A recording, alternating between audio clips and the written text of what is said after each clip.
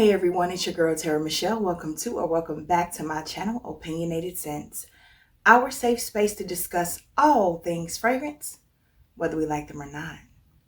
Today's video is going to be all about my favorite winter fragrances. It is cold outside. It's probably going to still be cold all the way through March and into April. That's just what we do nowadays in the Midwest. So let's go ahead and jump right into the video. This list is in no particular order. I love all 10 of these fragrances for winter weather.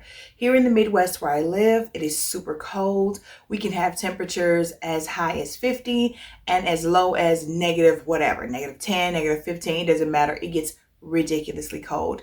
And these are the ones I reach for those coldest of winter days. First up, we're going to be talking about one of my favorite perfumes of all time. It's in my top 10 for life. It has been for years.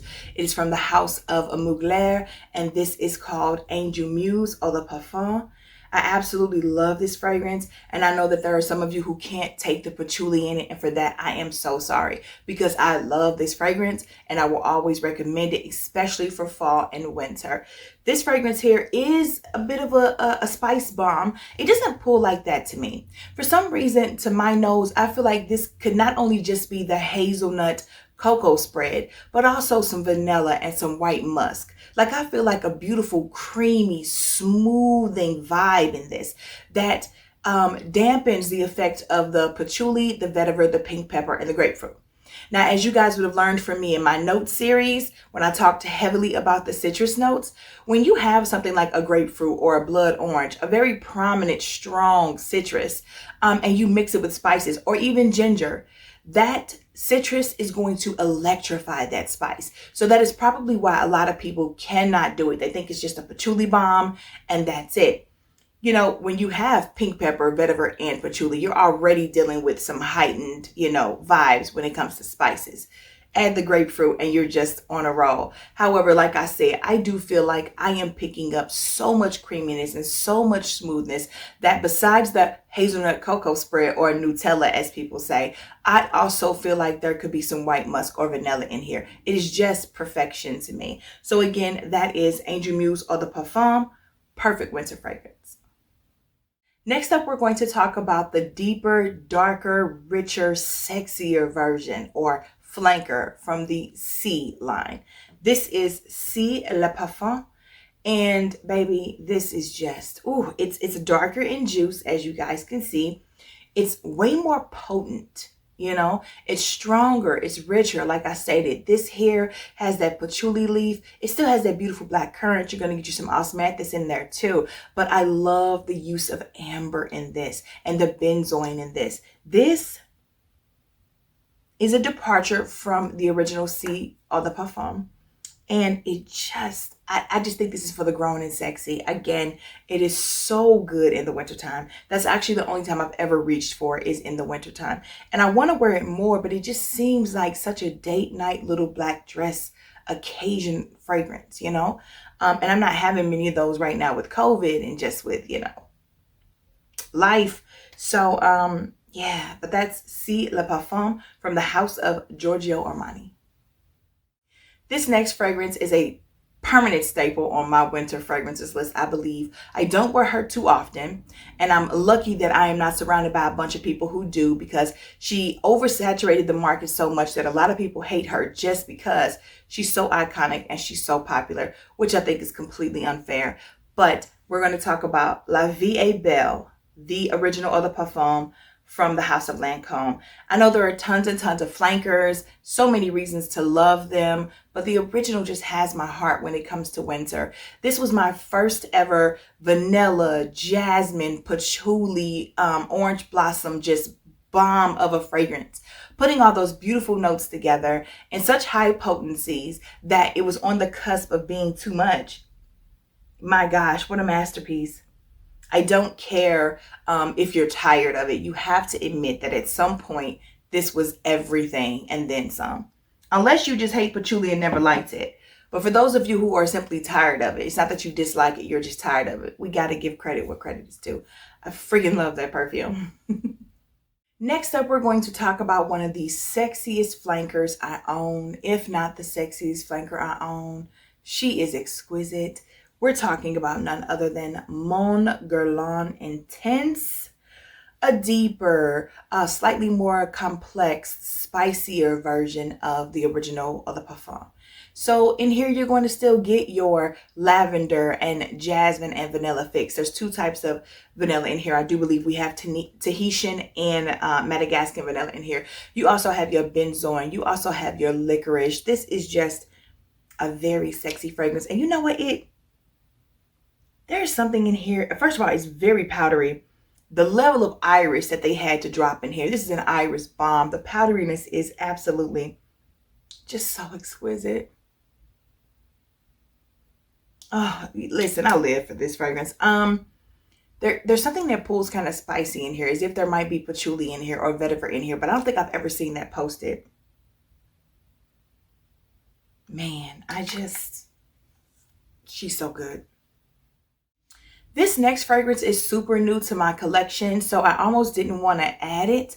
However, I have to be honest, I have fallen in love with the note of amber in this in a way that is it's just intoxicating. It is just all encompassing, and I'm craving this thing all the time. I'm so grateful to Melissa Jean for selling me on this, and also Lime Light Lass. She was actually the first person I heard mention Amber Bee. And then the follow-up came from Melissa Jean in several videos. And I said, you know what? It's on my radar now. I must have it. So this is Amber Bee from the House of Hermetica. I'm going to be honest with you guys. Okay, the notes in here are supposed to be amber, bergamot, woodsy notes, and powdery notes. There is something that pulls like really resinous and or medicinal to me, as if there was some labdanum or some benzoin on a very high level in this. There's something in it that is a little off-putting to me, especially in the opening.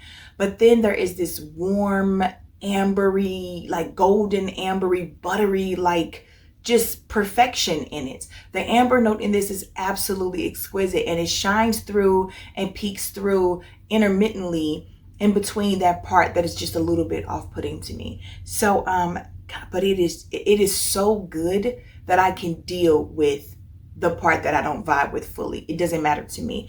Amber Bee is one I'm glad I have in my collection. I do not think it'll be a repurchase for me. I think this is going to send me on this journey to find this amber note, the specific amber note that is throughout an entire fragrance without whatever that is just rubbing me the wrong way. Maybe it's the type of woods that they're using in their woodsy notes, but man, this could be perfect if I could just figure out how to isolate this specific amber note or remove whatever it is in it that I don't like. So I think I'm going to definitely start off on my journey to find the perfect amber fragrance for me.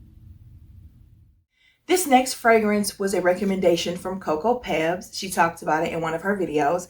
This is called Oud Wardy, and I love this fragrance. There's so many flowers in here. I do believe there's like orange blossom and jasmine and iris and rose. There's also pear and vanilla and tonka bean. There's a lot going on in this fragrance. It's absolutely beautiful. I love the bottle, the packaging, but this is such a beautiful, beautiful fragrance. And with all of the florals in here, it's not some heady floral bouquet. Like, this is weighted and sexy. Next up, we're going to talk about a fragrance that a lot of you love for the summer. However, I've always said that I love her all year round, and I think she's exquisite in the wintertime. This is Zadig & Voltaire's This Is Her.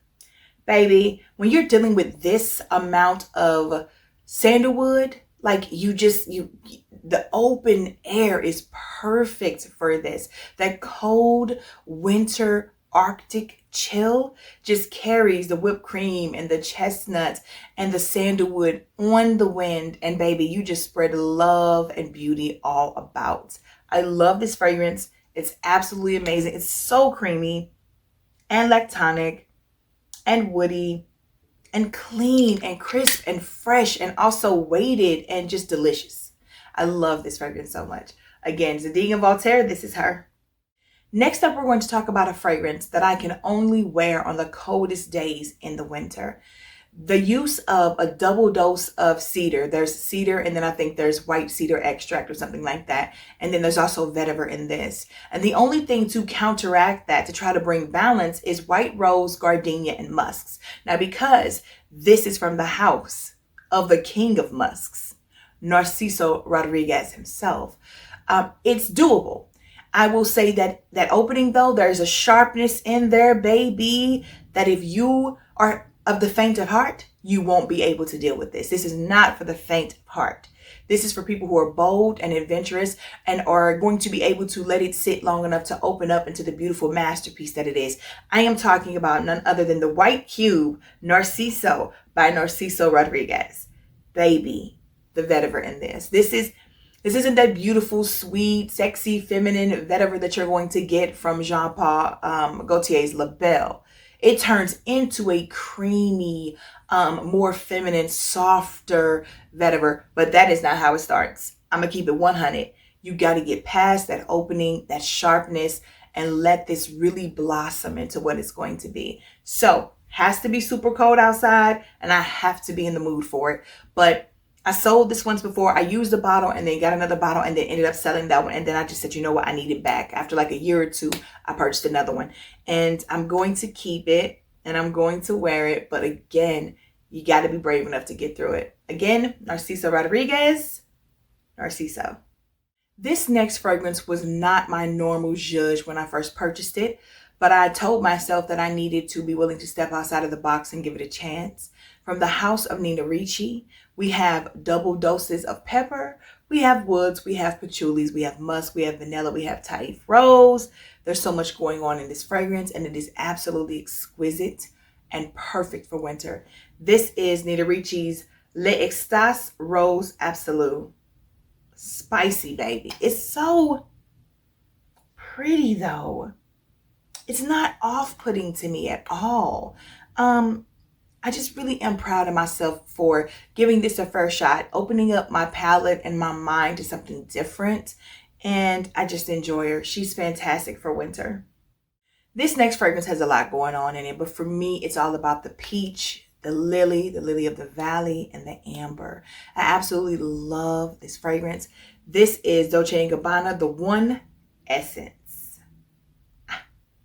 I really used to love the One. And then just after a couple of years of wearing it, got tired of it. The Eau de Toilette formulation was very similar to it. And I couldn't vibe with that one either. But Essence just gives me, I don't know, it's just sexier to me. It's richer to me. It just vibes better with me for where I am right now with my palette in my life. So I absolutely love her for date nights. Super sexy. Even if it's a date night at home. She's a beauty. Yeah, I'm a fan. That is it for my top 10 favorite winter fragrances currently. This list is ever changing. I want to talk to you guys in the comments. Of course, let me know what your favorite winter fragrances are. Please don't forget to click that like button while you're here, as well as subscribe to my channel and select that notification bell so that you never miss any of my future uploads. Also, don't forget to talk about me on your other social media platforms. Share my videos. Share my content. I'd love to have your family, friends, and coworkers here too, a part of the Terra Squad. I'll see you guys in the comments. Let's talk all things winter fragrances. And until then, bye.